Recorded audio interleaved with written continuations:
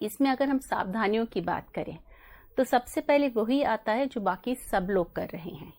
आपको social distancing का ख्याल रखना है, बाकी लोगों से 6 फुट या 2 मीटर की दूरी बनाए रखनी है, बाहर जाते टाइम मास्क का प्रयोग करना है।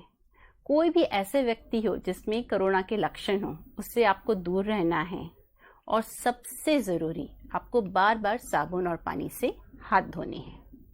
इसके अलावा क्योंकि आप प्रेग्नेंट हैं, आप घर पे हैं, मगर आपको एक्टिव रहना है, आपको किसी प्रकार की एक्सरसाइज, किसी प्रकार का व्यायाम करते रहना है, और 2 से 2.5 लीटर तक पानी हर रोज पीना है। इससे क्या होता है, प्रेगनेंसी में जो खून गाढ़ा हो जाता है और खून के थक्के जम जाते हैं या ब्लड क्लॉट जम जाते हैं, वो नहीं होंगे। तो इसका भी ध्यान रखिएगा। तीसरी बात, आपको संतुलित आहार लेना है, और अगर डॉक्टर ने आपको कुछ फोलिक एसिड या विटामिन डी की टैबलेट्स प्रिस्क्राइब करी हैं तो वो ज़रूर से लें। इतनी बातों का ज़रूर ध्यान रखिएगा। जी, तो डॉक्टर दीप्ति, आपसे अगर विटामिन डी की बात करें तो क्या इस महामारी के समय इसका कोई विशेष रोल होता है? हाँ जी, देखिए, विटामिन डी के हमारी बॉडी में 2 रोल होते हैं। पहला तो ये होता है कि ये कैल्शियम के एब्जॉर्प्शन में हेल्प करता है, जिससे माँ और बच्चे की हड्डियाँ मजबूत होती हैं, और दूसरा ये करता है कि ये रेस्पिरेटरी इन्फेक्शंस या हमारे फेफड़ों में जो इन्फेक्शन होता है उससे लड़ने की ताकत बढ़ाता है। अभी जो लेटेस्ट रिसर्च हुई है उसमें ये देखा गया है, जिन लोगों में विटामिन डी की कमी होती है उनमें कोरोना ज़्यादा घातक हो सकता है। जनरली हम प्रेगनेंसी में विटामिन डी चेक करते ही हैं, और हमारे देश में बहुत सारी महिलाएं कैल्शियम खाती हैं जिसमें विटामिन डी भी होता है। लेकिन अगर आपके शरीर में विटामिन डी की कमी है या आप विटामिन डी नियमित रूप से नहीं खा रही हैं तो इसे ज़रूर लें। इससे हड्डियां तो मजबूत होंगी ही, और अगर आपको कोरोना होता है तो ये उसमें भी सहायक होगा। जी, डॉक्टर दीप्ति, अगर किसी गर्भवती महिला को बुखार आता है तो क्या ये समझ लेना चाहिए कि उन्हें कोविड है?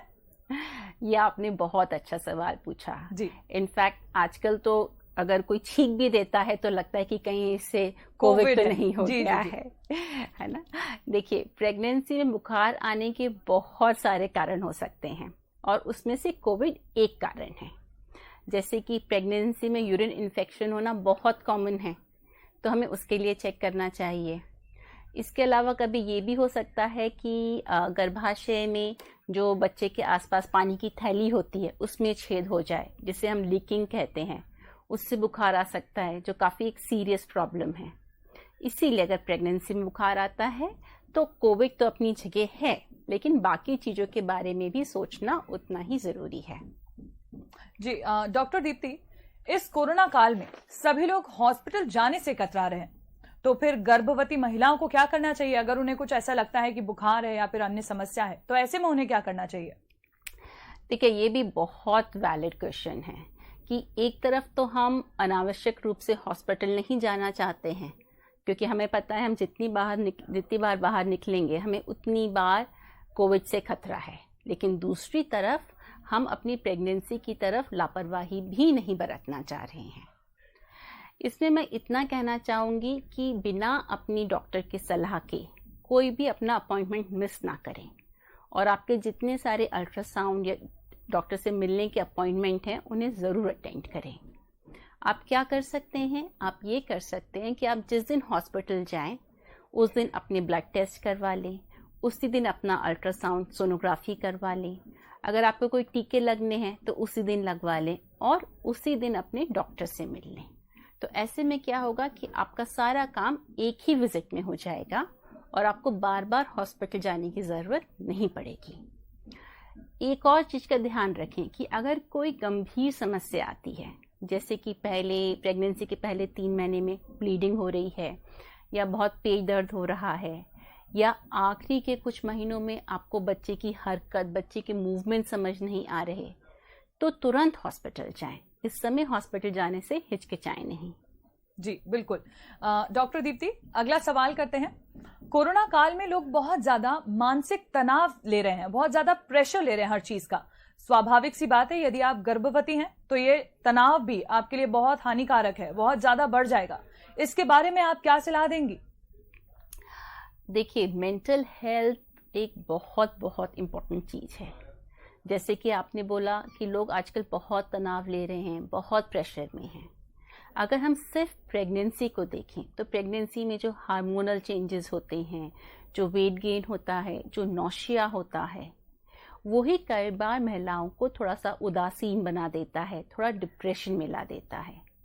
ऐसे समय में उनको अपनी भी चिंता हो रही है और कोरोना की वजह से अपने बच्चे की भी चिंता हो रही है। तो ये बहुत एक अंडरस्टैंडेबल सी बात है कि उनको थोड़ा सी मेंटल हेल्थ प्रॉब्लम्स हो सकती हैं। लेकिन याद रखें कि अपने घर वालों से, अपनी सखी सहेलियों से बातचीत करते रहें। आप ये याद रखें कि अधिकतर महिलाओं को जिनको कोरोना हुआ भी है, गर्भावस्था में भी, वो पूरी तरीके से स्वस्थ हो गए हैं, उनको कोई खास लक्षण नहीं आए हैं। इनफैक्ट मेजॉरिटी को हॉस्पिटल में एडमिट करने की भी ज़रूरत नहीं पड़ी है। तो इसीलिए घबराएं नहीं, डरे नहीं और खुश रह के अपनी प्रेगनेंसी एंजॉय करने की कोशिश करें। जी डॉक्टर दीप्ति, ऐसे समय में जब कोरोना का संक्रमण फैला हुआ है तो क्या गर्भवती महिलाओं का घर से बाहर निकलना, जैसे कि बाजार जाना या फिर नौकरी के लिए बाहर जाना, ठीक होता है? देखिए, बहुत कुछ डिपेंड करता है कि आपकी कैसी परिस्थिति है। अगर मान लीजिए आपके घर में कोई और है ही नहीं बाजार से सब्जी लाने के लिए, या आपका एक बड़ा बच्चा है जिसको जब भी स्कूल खुले आपको हो सकता है स्कूल से छोड़ने और लेने जाना पड़े, तो आपको बाहर जाना ही पड़ेगा। मगर ऐसे में अगर आप बाहर जाते हैं तो वही नियमों का ख्याल रखें, सोशल डिस्टेंसिंग और मास्क लगाने का। और यदि आपके पास ऑप्शन है, या जैसे कि आप जो जॉब कर रहे हैं उसमें वर्क फ्रॉम होम का ऑप्शन है, तो आप वो भी कर सकते हैं। जी डॉक्टर दीप्ति, अगला सवाल करती हूं मैं आपसे। मान लीजिए उस महिला ने तो वर्क फ्रॉम होम कर लिया, लेकिन यदि उनके पति किसी ऐसी नौकरी में हैं जहां उनका बहुत से लोगों से रोजाना मिलना जुलना है, जैसे कि उदाहरण के लिए हम ले लेते हैं पुलिस की नौकरी या किसी अस्पताल में नौकरी, तो ऐसे में उन्हें क्या करना चाहिए? ये भी बहुत वैलिड क्वेश्चन है।